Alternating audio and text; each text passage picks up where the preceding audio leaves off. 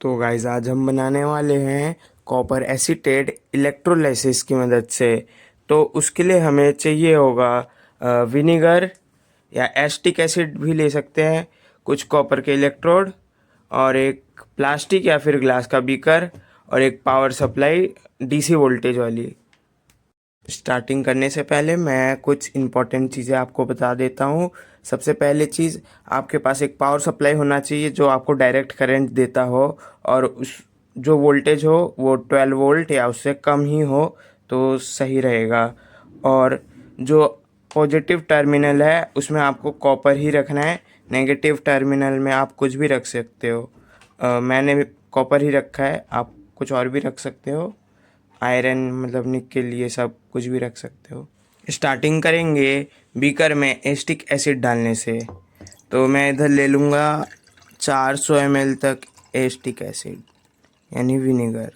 Vinegar मतलब acetic acid का ही dilution होता है। तो मेरे पे एस्टिक एसिड नहीं था तो मैंने विनेगर ले लिया। तो 400 ml, आपको शायद दिख नहीं रहा होगा पर ये 400 ml है। तो हम अपने इलेक्ट्रोड्स को सॉल्यूशन में डाल के थोड़ा एडजस्ट कर लेंगे। पावर सप्लाई अभी ऑफ ही रखनी है, वायर्स सारे कनेक्ट कर लेने हैं और ध्यान देना है कि ये दोनों इलेक्ट्रोड आपस में टच ना हो, बस। तो अब हम पावर सप्लाई को ऑन करेंगे। तो पावर सप्लाई मैंने ऑन कर दी है और अब इलेक्ट्रोलाइसिस स्टार्ट हो गया है।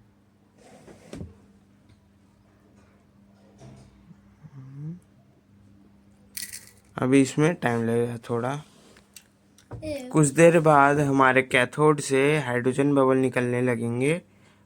लोग ये मेथड बहुत कम यूज़ करते हैं क्योंकि ये थोड़ा सा मुश्किल है, पर इससे कॉपर एसीटेट बनाना सस्ता पड़ता है एज़ कम्पेयर टू दूसरे मेथड से।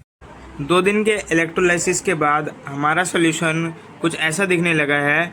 अब ये पहले से ज़्यादा ब्लू है। स्टार्टिंग में ये थोड़ा सा ग्रीन था पर टाइम के साथ साथ ये ब्लू होते गया। और मैंने बीच में इसका कैथोड भी चेंज करा था।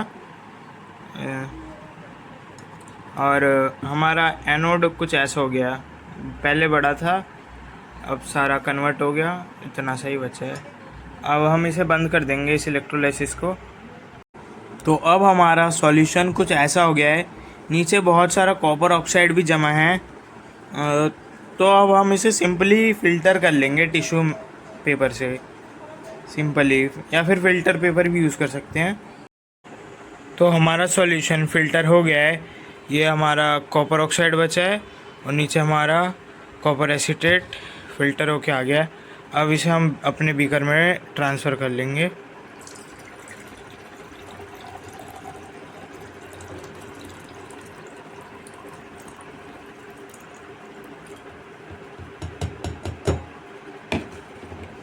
दिखने में ये बहुत अच्छा है।